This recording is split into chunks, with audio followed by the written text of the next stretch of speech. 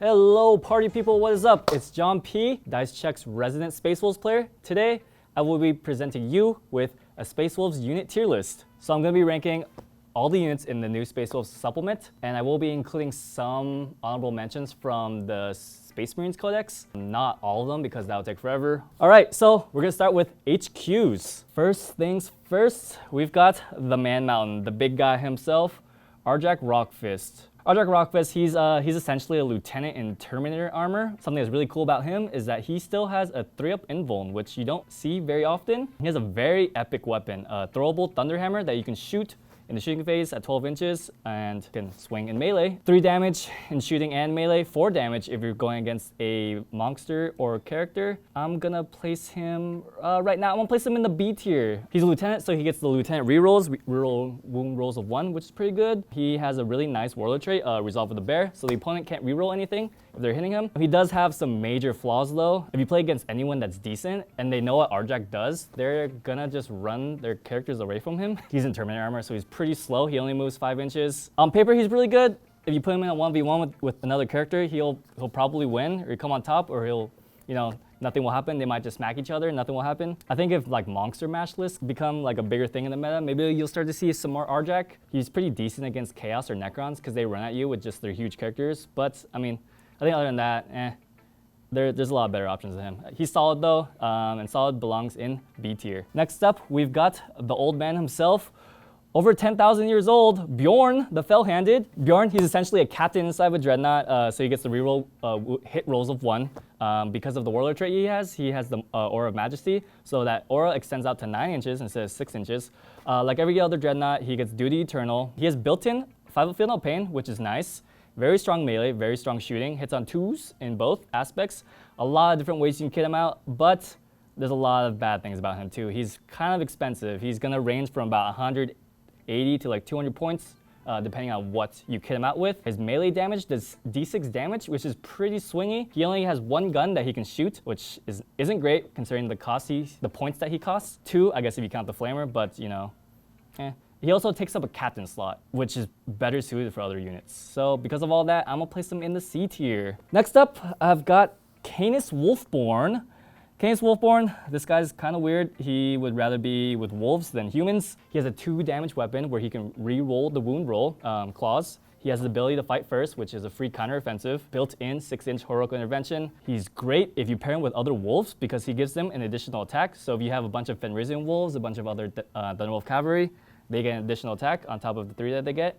Plus, he's on Thunderwolf Cav, so he gets Swift Hunters, Advance and Charge, really good. Cons, he has no invuln save, not that great. His warlord trait, Saga of Wolfkin, is kind of With wolves, I feel like you really don't need that many more attacks. There's a lot of different ways to get attacks, from your Assault Doctrine, Super Doctrine, just Shock Assault, all of that. Solid for what he does. He's a pretty cool unit to build a list around because of the buffs he gives to wolves. But yeah, just solid. So I'm gonna place him in the B tier above our boy Arjak here. Next up, I've got Herald Deathwolf. He's got his own company. The cool thing about him is that his company boasts the most amount of Thunderwolf cavalry. He has a good weapon, 2 damage. Wound rolls of 6 deals mortals. He has built-in -1 damage, which is pretty cool. He's on Thunderwolf cavalry, so he's got Swift Hunters, Advance and Charge. Other cavalry and beasts can use his leadership in the morale phase, which is nice. Got Storm Shield, so 4-up invuln, 2-up save. He has a good warlord trait, Hunter. Very easy to complete the saga. All you have to do is complete charge. His only real con is that he's a name character, so you can't really customize his warlord trait or his relic. Because of all of that, I'm gonna put him in the A tier. Really good unit overall. I think you combine him and Canis and just a bunch of wolves, you can have some destruction on the tabletop. All right, next up on our list is Crom Dragon Gaze. This guy kind of reminds me of a guy with like short man syndrome, where he's just small, he's angry, and that's like his thing. He's described as a guy that has like a rage-filled stare that will haunt you. He's not very good. I'm gonna place him in D tier. He has some pros. He has a 2 damage weapon. He has a 4-up invuln. He has the captain reroll aura, which is pretty nice. His cons are that he takes up a captain slot though. There are way other better captain options. He's slow, he only moves 6 inches. He has a foot slog. His saga is kind of hard to accomplish, and the unique thing about him is he's got the Fierce Eye aura, where he subtracts 1 from attrition tests of your enemy models. If you're running a competitive list, I see no reason to run this guy, unless you like him just because you like him. But yeah, Crom. Next up, we've got the big man himself, Chapter Master, Logan Grimnar. This is Logan Grimnar on foot. I'm gonna place him in the B tier, right above Arjak. He's got a lot of good improvements this edition. His axe has a scythe and cleave option, which makes him very flexible in melee. He can clear hordes now, he can deal with elites properly. He gives off the Captain reroll aura, he has Chapter Master rerolls. He always counts as if he completed his deed, so he always has a 9-inch aura if he's your warlord. His only real con is that he's slow. Solid, but we can make it better. And that's where Logan Grimnar on Stormrider comes in. Let's freaking go. S tier. He gets all the pros from above. He gets 14 wounds, T6, 4-up invul, 2-up save. He has a huge model, so it's really easy to touch terrain. Really easy to get him that cover save, so he has a 1-up. He can advance and charge. He gets 6 additional attacks from his wolves. His cons are, I guess he can't fly. So there's that. So Logan Grimnar on Stormrider kind of fixes all the problems that Logan on foot had. You might be thinking, he's over 10 wounds, so he can be shot at. He can't be screened by Lookout Cyril, but honestly, I feel like you kind of want Logan to be shot at, because if they're shooting him, they're not really shooting at your OPSEC, they're not shooting at your Thunderwolf Cavalry, they're not shooting at all your other threats. You should almost always be touching the rain to get that 1-up save. Combine that with T6, 4-up invul, 14 wounds, makes him extremely hard to kill. Logan Grimnar Stormrider, S tier. Next up, we've got another really good unit, Njal Stormcaller. I'm gonna place him solidly in the S tier, right next to Logan. Why is he S tier, you ask? Let me read this off. So he knows Smite plus 3 psychic abilities. He can deny 2 abilities. He has a +1 to cast, +1 to deny if within 12 inches. The Tempesta's discipline is so good. There's so much utility in this psychic discipline. If you perils, you can activate your Saga to get a 6-up Field No Pain aura, which is kind of funny. I don't know if it's worth the 2 CP, but the only real cons he has is that he's slow, he foot slog, only moves 5 inches. His shooting isn't great. His melee weapon is also D3 damage, which is kind of swingy, but when you think about all the utility he provides, he doesn't really need to do much in terms of damage. Kit him out with Instincts Awoken to get you exploding 6s early. You could do Mirror's Hurricane to turn off Overwatch and make someone fight last. Stormcaller for the +1 to cover. Tempest Wrath for -1 to hit. Cloak by Storm Stratagem for -1 to hit aura. Plop him behind some OPSEC or some sturdy elites and stand your ground. Really good for holding an objective or getting points for oats. Njal Stormcaller, S tier. Very solid. Next up, Ragnar Blackmane. The baddest man in the millennia. Oh man, this guy took a huge hit in 9th edition.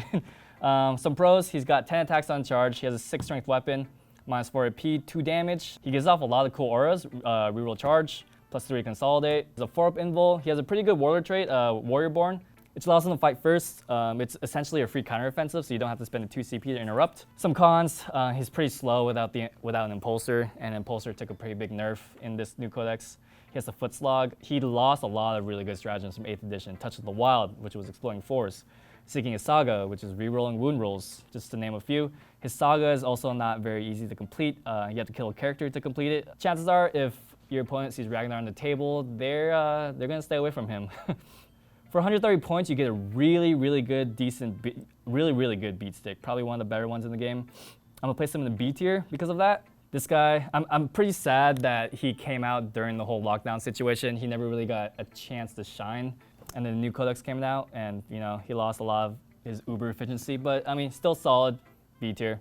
Next up, we've got Ulrich the Slayer, inspirational old man. He is a master of sanctity. He is a wolf priest. His auras are 9 inches wide, which is very helpful considering he casts litanies. Slayer's Oath is pretty cool, which is an ability that he gets if he kills a character or monster, and he can auto-pass litanies, so you don't have to roll. Some cons though is that he doesn't have access to Wise Orator, which is the warlord trait where he gets a +1 at litany casts. You might be thinking 3-up for your litany cast isn't that bad, but getting that 2-up is really nice. There have been so many times where I rolled a 2 on my litanies and I was just like, god damn, good thing I have Wise Orator. He foot slogs, he only moves 6 inches. I'm gonna place him in C tier. There are simply better options out there. Next up, Wolfguard Battle Leader in Terminator armor. I think it's this big boy right here. I'm just gonna place him in C tier. Some pros, he's got the Lieutenant rerolls, which is nice. Extremely customizable, so you can give him any weapon you want. You kit him out with a Storm Shield, a Thunder Hammer, Power Fist, Lightning Claw, whatever. Combi Melta. You can give him any warlord trait you want, you give him any relic you want, which is nice. Some cons though, he foot slogs, only moves 5 inches, only has 3 attacks. It's alright, better options out there, C tier. Next up, Wolfguard Battle Leader on Thunderwolf. So this is your generic Lieutenant on Wolf. Yeah, C tier, right above the Lieutenant in Terminator armor. Placing him above because he moves 10 inches, he has access to Swift Hunters, can advance and charge. Also extremely customizable. Give him any warlord trait you want, give him any relic you want, give him any weapon loadout you want. Same cons as before. He only gets 3 attacks and he has 1 less wound than a captain. If you really want the lieutenant rerolls though, I'd say take this one on Thunderwolf because you can advance in charge. I think with the prominence of Lightning Claws, you don't really need that reroll aura for wounds because you're rerolling everything for Lightning Claws anyways. Next up, Wolf Lord on Thunderwolf. Same exact picture because that's what GW shows them as. I'm gonna place this guy in S tier. Why in S tier? Also, just like the previous two, extremely customizable. You give him any weapon loadout, any trait, any relic. He has captain rerolls, Swift Hunters, advance in charge. Upgrade him for 40 points to be a chapter master.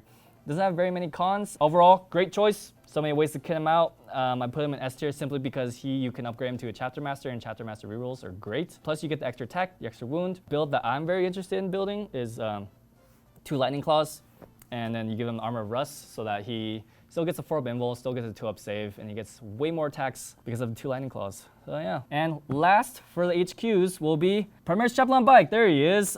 Solid unit right here. S plus, if there was one. I'm gonna place him right at the top.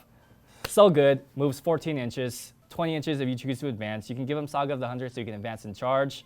He just provides so much utility to your army. You can give him, he gets a Litany of Hate, so you can reroll all your hit rolls. So you can fish for 6s if you're the Super Doctrine active. Canticle of Hate plus 2 your charge roll. Your Space Wolves, you want to be in melee? You need that. Plus your charge roll is so good. You give him the Wolfenstone, so he gives off an aura to reroll your failed charge rolls to guarantee that you get in. You gotta get in that melee, your Space Wolves. Yeah, not much more needs to be said. Primaris Chaplain Bike, take him. I know he's kind of hard to buy right now because like everyone runs this thing, but if you get the chance, run Chaplain Bike.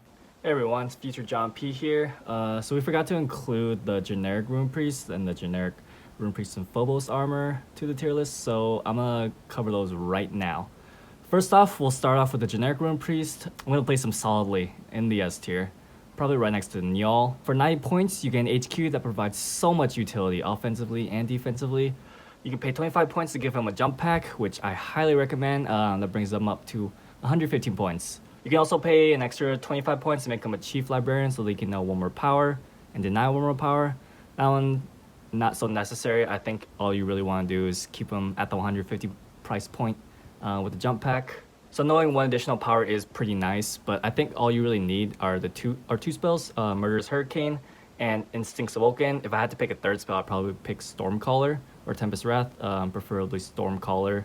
The reason why I place him behind Njal is because he lacks the invuln save and he doesn't get a +1 to his cast rolls like Njal does. But the reason that you would take him instead of Njal is because you can give him a jump pack and he can move 12 inches instead of 5 inches. And that mobility is really nice considering your army is going to be moving very fast. But you can't fix the fact that he doesn't have an invuln save by giving him the Armor of Rust. Armor of Rust is a relic that gives him a 2-up save and a 4-up invuln, and you can pick a unit to fight last if you're in engagement range. So that one's good. I love the Armor of Rust. Okay, and next up we have the Rune Priest in Phobos armor. He's also gonna go in the S tier, right next to the other 2 Psychers. Like I mentioned before, he comes cheap. He only costs 100 points. He provides so much offensive and defensive utility. Murderous Hurricane, Instincts Awoken, Stormcaller, all great. He also lacks the invuln save, but you can shore that up, giving him the Armor of Rust, 2-up save, 4-up armor. Something really neat with him is that he has a Camo Cloak, and what the Camo Cloak does is that it gives him an additional +1 to his cover save when he's in cover. So if you put him in cover with the Armor of Rust, he has a 0-up save. And with a 0-up save, the enemy needs at least -3 AP to get you to save on 3s rather than 2s. There's not many things in this meta that will do that to you. So yeah, he also has forward deploy, so you can deploy him ahead of your army safely. So he's exactly where he needs to be, and that shores up his other weakness of foot slogging. He only moves 6 inches. But yeah, put him ahead, forward deploy, put him with your infiltrators. If you have Stormcaller, set up some cover, maybe cast Cloak by the Storm stratagem, get that -1 to hit. Protect your army as they advance. He's also Primaris, so he gets access to all those cool Primaris stratagems like Transhuman. Overall, I think all 3 Psychers are great. Every Space Wolves army should be running at least 1, if not, yeah, at least 1. So I've seen some lists that run 2. They each provide their own little niche. I guess I'd take Njal for the bulkiness and the certainty of cast rolls because he gets a +1 to cast. Rune Priest with jump pack for the mobility, and the Phobos Rune Priest for forward deploy and the Primaris keyword. So yeah, if you're playing Space Wolves, you want to be competitive, run a Rune Priest. You will not regret it.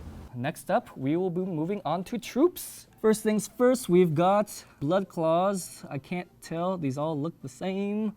I think it's these ones. I'm gonna say these ones. Blood Claws, solid troop choice. Probably one of your more fluffier choices. I'm gonna place them in B tier. They get OBSEC, they get a lot of attacks on the charge. They get 4 attacks on the charge per model with Berserk Charge. And if you kill them out with a Chainsword, the Pack Leader can take a Power Fist. Something really neat with these guys is that you can add a Terminator to the unit, and you can have an OBSEC Terminator with the Storm Shield. Pretty nutty. Some cons, they don't get Berserk Charge if you take a Successor chapter because they don't have the Hunter's Unleash tactic, which kind of sucks if you're planning on running a Successor. Blood Claws aren't efficient at all. There are no specific stratagems to buff these guys, which kind of feels bad. They're also headstrong, which means you can't perform a multi-charge without a Wolfguard model in the unit. It's not worded like that, but you have to charge the closest unit, which essentially means you can't declare multi-charge. So you gotta get at what's in front of you. These things are great objective holders because no one really wants to get in melee with these. Good for counter-charging and taking objective away from your opponent. Something really cool I've been meaning to run is a bunch of Blood Claws in a drop pod with Lucas the Trickster and just watch them go to town. Yeah, solid unit. B. Wish they had some specific stratagems to help them out, but yeah. Next up, Grey Hunters. These are the Space Wolf TAC Marines. They're not good.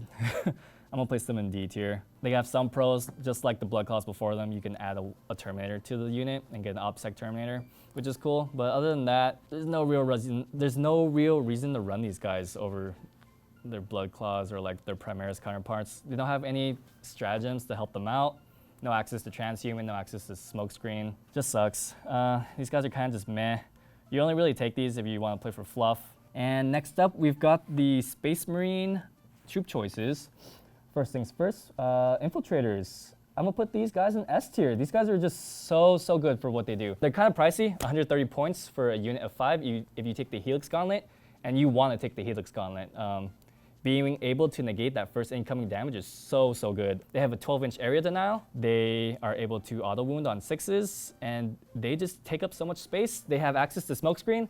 They have access to transhuman. They become increasingly tanky if you sink CP into them. It's just really good. They take up so much space. A lot of aerial denial, once again, 12 inches. Solid unit choice. You're gonna see Space Marines running Infiltrators for a while until something happens to them. Incursors. Incursors are also a solid troop choice. I'm gonna place them in A tier. Just like Infiltrators, they get access to smokescreen, they get access to transhuman, their weapons, they got combat blades. The only reason I place them in A tier is because they don't have that 12-inch area denial, simply put. Assault Intercessors, I'm gonna place solidly in A tier. They're Primaris. They fit really well with Space Wolves because they're meant to fight in melee. Hit on 2s, they get a lot of attacks. I can think about 4 attacks on the charge. You can give the Pack Leader a power weapon like a Power Fist, Thunderhammer, pretty strong. Because of Primaris, they get access to Transhuman. They also get access to Honor the Chapter. One of probably the only thing in the whole Space Marine, in all Space Marines that can fight twice. Correct me if I'm wrong. I'm pretty sure that's it. But yeah, solid OBSEC unit choice. Assault Intercessors. Cool. So that will do it for troops. And now we'll move on to elites. First things for elites are a very brand new unit that just came out with the release of the Codex, the Hounds of Morkai. They're essentially anti-Psyker Reavers. I'm gonna place them in C tier because they're very niche. You only really need them if there's a bunch of Psykers in your meta. They have a lot of cool anti-Psyker things. They can snipe Psykers. They get a +1 to hit and +1 damage against snipers. They can only be targeted by a Psyker if they're the closest model, and they get a 4-up invuln against psychic wounds. Eat that, Smite. If you're near a Psyker, they have a -1 to cast, and an additional -1 to cast if you're within 6 inches. So you could be -2 to their cast. Grapnel launchers means they can ignore vertical distance and stand on top of a building. They get combat knives, which is an extra attack on the charge, and they can outflank to get closer to your enemy Psyker. Like I mentioned before, they do have some cons, or that they're very niche. They don't get forward deployed like other Phobos units, and smart players will screen out their Psykers and keep them away from edges because chances are if you're running the Hounds of Morkai, you're starting them off the board. I guess if you play in a meta that's filled to the brim with Psykers, you'll find a use for these. You could probably bring these as like a tech choice to an RTT if you know the meta just has a lot of psychers. It's kind of feels bad if you bring these guys to a match against like your friend if you know they're playing like Grey Knights or like Thousand Suns or just Demons, because it just feels like you're list tailoring against them. You don't really want to be that guy. If you do manage to get these guys near a psyker, you're just me causing them hell. If your opponent does have a psyker, it makes them focus on them rather than the objective, which is kind of a neat positive, but yeah, very niche, C tier. Next up, we've got Lucas the Trickster. So this guy, if you were to describe him as a character alignment, he'd be chaotic neutral. He like doesn't give a fuck about anything other than killing people.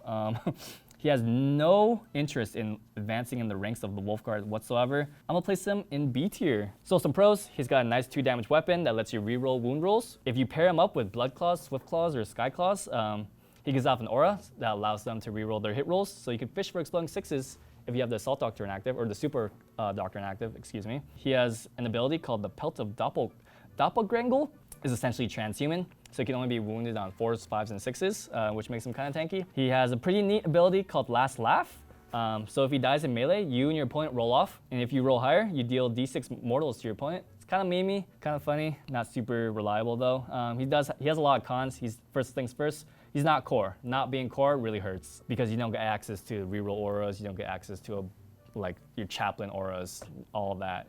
So he's kind of just stuck on his own. He's not really listening to anything your guys have to say. He also gives off a -1 leadership to your friendly units because he's such a rebel, which sucks because you don't really want to feel morale. It feels bad if you were to have a 30-point mile, like a Blade Guard vet, just run away because Lucas the Trickster was near them. He can't have a Warlord trait, and he also doesn't have an invuln save. Like I mentioned before, bring this guy with some Blood Claws, maybe put him in a drop pod and watch him go to work. That's probably the only real competitive thing I'll see with this guy, but yeah. Lucas. What kind of model is that? He's just like, He's an asshole. He's straight up, he's an asshole. Oh yeah, -1 leadership to my guys. What the hell is that? Oh, I'm dying. D6 mortals. Next up, we've got Murfang. This guy is simply described as an untamed force of destruction. They keep him in the chambers of the Fang and only bring him out when necessary. I'm placing this guy solidly in B tier. This guy is a beat stick. Oh my god. He will absolutely murder anything that he gets in melee with. 8 attacks on the charge, 12 strength, -3 AP, 3 damage. He gets to reroll failed wound rolls. He hits on 2s. Chances are, with 12 strength, he's wounding on 3s and 2s. He's a Dreadnought, so he gets built-in Duty Eternal. Some cons, because he is Wolfen, he doesn't have the core keyword, so once again, not having the core keyword really sucks. You don't get access to auras and whatnot. He doesn't have an invuln save. He can't perform any actions, and he lost the ability to reroll charge rolls. So because of that, you don't really have a way to reroll charges outside of the command reroll ability. And because of that, and him not being core, I place him in B tier rather than A tier. If he was core, and if he could reroll his charge rolls built in, I'd place him in A tier, but yeah. Next up, we've got Wolfguard. These guys are solidly in the S tier. These guys are super, super cost efficient. You kit them out with jump packs, lightning claws, storm shields. A pack of 5, I think, is around 130 points. Those things, they move 12 inches, have a 4-up invuln, 2-up save, have about like 4 attacks on the charge. They can reroll hitting on 2s, rerolling the wound roll. Extremely customizable. They play the objective well. There's not much more than needs to be said about these guys. These guys are just super, super solid. One of the better flying units. Actually, no, I take that back. The best flying unit that the Wolves can take right now. Extremely customizable. You kit them out with Lightning Claws, Power Fists, Thunder Hammers if you want that extra oomph. Claws are super cheap right now, only 5 points. With Lightning Claws, because you can reroll the wound roll, you're essentially adding 50% efficiency with that. Their only real con is that they don't get Swift Hunters, so they can't advance and charge, but they already move 12 inches and they can fly, so I don't know what more they need other than that. There's a lot of flexibility with these guys. You can keep them on the board and zip them across the map with their 12-inch movement, or you can deep strike them and make them a threat in the opponent's backline. Points for engage. They can deploy scramblers. I guess if you get the Saga of the Hunter ability off with a Warlord or a character, they can advance and charge, which is pretty cool. Rights of War makes them OPSEC, yeah. So they become OPSEC. And next up, we've got Wolfguard and Terminator armor. These guys are also very, very solid. Just like every other Space Wolf unit, these guys are extremely customizable. You can kit them out with whatever you want. You want to give them a gun, you give them Storm Bolters, Combi Meltas, Flamers, whatever. You give them Storm Shields.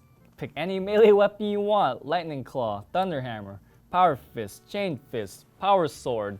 The only real downside of these guys, they are Terminators, so they foot slog, then they move 5 inches, but they can deep strike. All things considered, I'm gonna place them in A tier. For 33 points, you get a 3 wound Terminator. If you kit them out with Lightning Claws and Storm Shields, those cost 0 points each to add on. So you get a 3 wound Terminator with Lightning Claw, Storm Shield, hitting on 2s, rerolling the wound roll because of Lightning Claws. They get a 1-up save, 4-up invuln. You can place them in cover and they get a 0-up invuln. Wow! Once again, you can make them OPSEC with Rites of War. So OPSEC, 3 wound Terminators, 1-up save, 4-up invuln, 0-up save and cover. That's stupid. If shooting is more your style, you can even kit them out with Combi Meltas for only 5 points for Melta. Great. Wolfguard Terminators, S tier. I've changed my mind. I've talked myself into bringing them up from A tier to S tier. Okay, next up. Oh boy, these guys took a big hit. Wolfen. So these guys are guys who succumbed to the curse of the Wolfen and they transfer into these furry bad boys. Some pros, they blend in melee. They're T5, move 8 inches. They're always in the Assault Doctrine and they always have Shock Assault, which is pretty cool. They have the reroll Charter Rolls aura. They can fight on death, but not as good in this edition because you can only fight once per turn. They have a lot of cons. First things first, they're not core. They don't have Swift Hunters, so they can't advance and charge. They can't perform any actions. You have to spend CP to put them in reserves now, which sucks. And they can't fight twice on death. Yeah, these guys took a huge hit. Because of that, I'm placing them at the bottom of C tier. I'm not placing them in D tier simply because I think if you kit them out with Frost Claws, I think they still have a place. Each guy gets 5 attacks with exploding 6s because they're always in the Assault Doctrine. They don't have an extra way of fishing for 6s because they don't have a way of rerolling, like getting the reroll aura from Chapter Master or the Litany of Hate. If your opponent sees these on your board in your army, their chances are they're going to be focusing fire on them, which could be good or bad depending on how you're planning your game out. Next up, we've got the Wolfen Dreadnought. I love these things. I'm gonna place them right above Murder Fang. Come on, there you go. There you go. This one's the Wolfen Dreadnought. This one's Murder Fang. So the reason why the Wolfen Dreadnought is A tier while Murder Fang is B tier is because the Wolfen Dreadnought has access to an invuln save. You kit him out with the Blizzard Shield. He gets a 4-up invuln. Combine that with being T7, built-in Duty Eternal. This makes for a really solid unit. Also, very cost efficient. If you take the Axe and Shield with the Flamer, he's only 130 points. With the Axe, he has Cleave and Scythe options, which makes him very flexible, so he can deal with hordes. He can deal with elites. His Cleave option is D3 plus 3 damage. Really good, very consistent. Much more consistent than like normal D3 damage or D6 damage. Once again, because it is Wolfen, not core, can't do actions, doesn't benefit from any auras. I think if it was core, I'd place him in S tier, but not being core hurts. Last but not least, for elites, I have, oh, no, I have 2 more. One, I have Judy, the Judiciary. I'm gonna place him probably at the end of B tier. He has a Fight Last aura, which is pretty neat, but you have so many different ways to get a Fight Last aura with Space Wolves, with the Psychic Discipline or the Armor of Russ. Just not as good as he was on release. So B tier. He's still solid. He has a place in some armies. And then I think this is supposed, oh no, this one's supposed to be Redemptor Dreadnought. Redemptor Dreadnought, I'm placing solidly in A tier. 185 points, which is a lot. But if you think about all the things it has like 2 or 3 different guns. It has a plasma option to deal with elites, a Gatling option to deal with hordes. Fucks in melee, has I think 12 or 14, it has a lot of wounds. Duty Eternal, so built-in -1 damage. You can also do, you can also use the Wisdom of the Ancient stratagem to give off an aura to reroll either your hit roll or your wound roll. So provides some flexibility to your team. Solid A tier. All right, so I lied. I lost count of how many elites I had left. Blade Guard Vets, here we go. Blade Guard Vets, Blade Guard Vets. These guys escaped the Nerf Hammer in the most recent FAQ. I'm placing them solidly in S tier. 35 points for 3 wound model with this 4 invulns, 2-up save. In Space Wolves, they hit on 2s. They have Mastercrafter Power Swords, strength 5, -4 AP, 2 damage each. So cheap, so cost efficient. Why are these guys only 35 points? S tier. You're gonna see these guys in a lot of Space Marines lists. Once again, Rite of Wars, make them OPSEC. Super sturdy OPSEC option. You can even place these guys right in the middle of the board to get oats. A lot of, yeah, Blade Guard Vets. Good, great, S tier. All right, so that should have been it. However, I seem to have missed a unit. I believe this is a Venerable Dreadnought. Venerable Dreadnought, built-in duty eternal, -1 damage. I guess it's a good shooting option, but why take this when you can take a Redemptor? I'm gonna place it in C tier. Solid, but like, not good. Okay, cool. On the fast attack.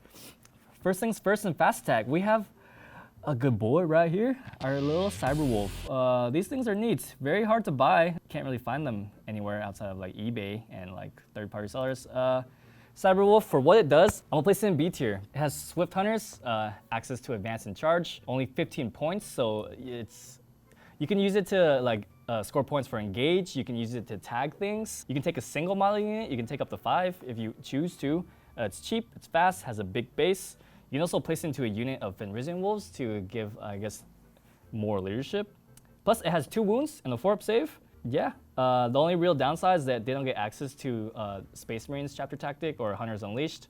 But I mean, they're wolves. You wouldn't expect them to get that. Also, they're not core, so they don't get access to any auras or anything. But yeah, Robot Doggo, cheap chaff that you want just to run around, tag things. Yeah. Next up, we've got just the normal wolves, Fenrisian Wolves. Place them right next to their Robo-Dog counterpart. Once again, something that's really cool about Space Wolves is that they get access to cheap chaff like this. Not many Space Marines can say they have that. Just like before, these guys are fast, cheap, have a big base, access to advance and charge. Great for backfield objective holders and screening. Can be used to score points for engage on all fronts. They can tag things. They're a great way to get access to the Pack Hunter stratagem and make that available for your Thunderwolf Cavalry. Once again, cons, they're not core, no Hunters Unleashed, no Angels of Death, Chapter Tactics. They have a low leadership, so if any of them die, chances are you're gonna fail your leadership, but I mean, that's okay. Plus they only have a 6-up save, so any kind of AP just shreds them, any kind of shooting shreds them, but it's something that your like opponent doesn't really want to shoot at, but they have to, otherwise they're gonna be in their face, just tagging things, and just, you don't want to get into melee with these things. Next up, we have Sky Claws. These things are They're essentially, they're blood claws with jump packs. So they're fast, move 12 inches, they can fly. They get, just like blood claws, they get a lot of attacks on the charge.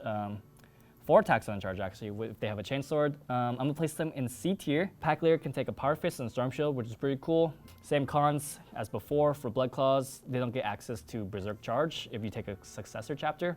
So no synergy there. Headstrong also means you can't pick what you want to charge. You have to charge your closest model unless you have a Wolfguard unit. Overall, it's kind of a meh unit.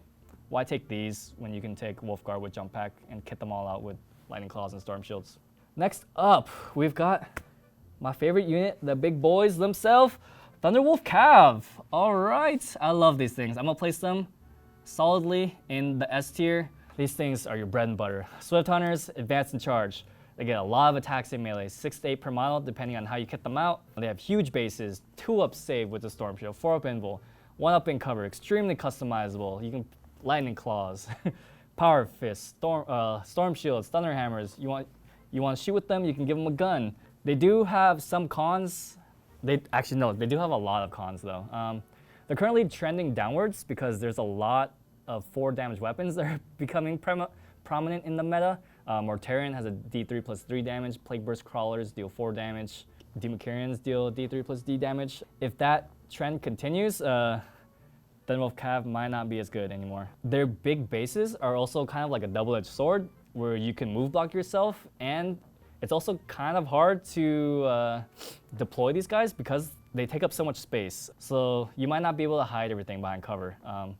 I guess it depends on the terrain setup, but yeah. They're also pretty pricey for like a fully optimized unit with like Storm Shields and melee weapons. It costs 280 to about 300 points. That's a lot to invest in. But yeah, T5, 4 wounds, about like 30 attacks on the charge. These things, just rush them out, pin your opponent, hard to kill, great in melee, fast, play the objective well, body block. If you get Saga of the Hunter, they could fall back and charge, in addition to advancing and charging. Become Eldar, pretty cool. Chaplains can be used to buff these guys, get a +3 charge, as if you need that because you could advance and charge already. The Death Guard Codex just came out, and these guys aren't very good against Death Guard. They have a lot of 4 damage weapons. I think I mentioned that right, but yeah. Trending downwards, but still solidly in S tier. Right here, we've got Outriders. Outriders just got hit with the Nerf bat, actually. They cost an additional 5 points. Outriders are right. I'm gonna place them in B tier, right next to the doggos. T5, I think they have 4 wounds each, so they're just like Thunderwolf Cavalry in that aspect, but they do move faster, 14 inches, 6-inch auto advance. Not as sturdy though, because you can't give them storm shields, you can't really customize them. Personally, if you're running wolves, why run Outriders when you can run Thunderwolf Cav? And then I think lastly for fast attack, I've got Inceptors here. These guys also just got hit with the nerf bat. I'm gonna place them in A tier. Why A tier? Because they're T5, they have 3 wounds, they can fly, they can move 10 inches. They rain plasma. The plasma weapons are blast for some reason, which is pretty cool. If you supercharge them, they deal 2 damage each. Great for dealing with elites or hordes because they have blast. I think if they didn't just get hit with the nerf hammer, I would have placed them higher in A tier, but for now, bottom of A tier. I think that will do it for fast attack. And next up, we've got heavy support. Okay, so the Space Wolves heavy support option are Long Fangs. I'm gonna place these guys also solidly in B tier, just like every other Space Wolves unit. These guys are very customizable. You can give them a lot of different weapon loadouts. You can take a Cherub to shoot twice. You can add a Wolfguard Terminator to the pack to get a guy with a Storm Shield to add some extra bulkiness. Some cons is that they can get pretty pricey if you kit them out with weapons like las guns, melted guns, or missile launchers, especially if you add a Terminator, which you probably want to do to make them a little bulkier. A lot of the weapons are also D6 damage, which can be pretty swingy, very inconsistent. But yeah, overall, these guys are good backfield objective holders that can still provide support from afar because they can shoot. Personally, I think if I were to run these, I'd kit them out with meltas or missile launchers or heavy bolters. Missile launchers, you don't see very much of them, but I think they provide you with a lot of flexibility because they have one option for blast and the other option to deal D6 damage. D6 damage also is very inconsistent, which sucks. But yeah, another con, they're pretty pricey. I guess if you kit them out with certain weapons and a Terminator for bulk, it costs around 200 points. 200 points for just like a backfield objective shooting support, kind of pricey. But yeah, solid, so B tier. Also for heavy support, we've got the big bad boys themselves, big melted boys, Eradicators. They just got hit with the nerf hammer, so they cost an additional 5 more points. This might be kind of spicy. I'm gonna place them just in A tier. I say just A tier for Space Wolves because Space Wolves have a lot of different ways to deal a lot of damage. Eradicators, their damage is D6, pretty swingy, inconsistent. I don't know. In the games that I've played with them, I just feel like they always underperform. They never do exactly what I want them to do, and it just doesn't feel good to run them. But yeah, Eradicators. I mean, plus everyone knows what Eradicators are. Everyone's scared of Eradicators, so they know how to play around it. So yeah, there's that. A tier. And that will do it for heavy support. And we're gonna move on to flyers. Space Wolves flyers. Man, these things are bad. First, we've got the Stormfang. I think it's this one. D tier. I mean, not much to say. It costs 300 points. I don't know why it's so expensive. It doesn't really do much. I guess the Storm Strike missile launcher is pretty decent. I guess it's good for scoring points for engaging out front also to get that 4th quadrant because it moves so fast, but I don't know. 300 points, more if you add more guns. That's a lot. Plus, this one can only transport 6 models. It has no invuln save, no specific strats to buff it. Damage is inconsistent. Plus, a lot of people are running Eradicators, so this thing is probably not gonna last very long in the air. Next up, we've got the Stormwolf, also D tier. 300 points for this, I don't know why, so expensive. No invuln, no specific strats. It's one upside is that it transports 16 models, so I guess if you wanna run a bunch of Terminators or wolfing across the map, you bring this thing. Yeah, meh. Okay, so that's everything. That will wrap it up for the Space Wolves unit tier list. If you like content like this, make sure to leave a like, comment, subscribe, hit that bell notification, get alerts for when we release new videos. Let us know down below in the comments what you think of content like this, what you think of my tier list. Is it bad? Is it good? Did I completely whiff it? Do you agree with me? Leave any tips and tricks below for any other Space Wolves players that watch this video. Yeah, let us know everything. I'm John P. Signing out. See ya.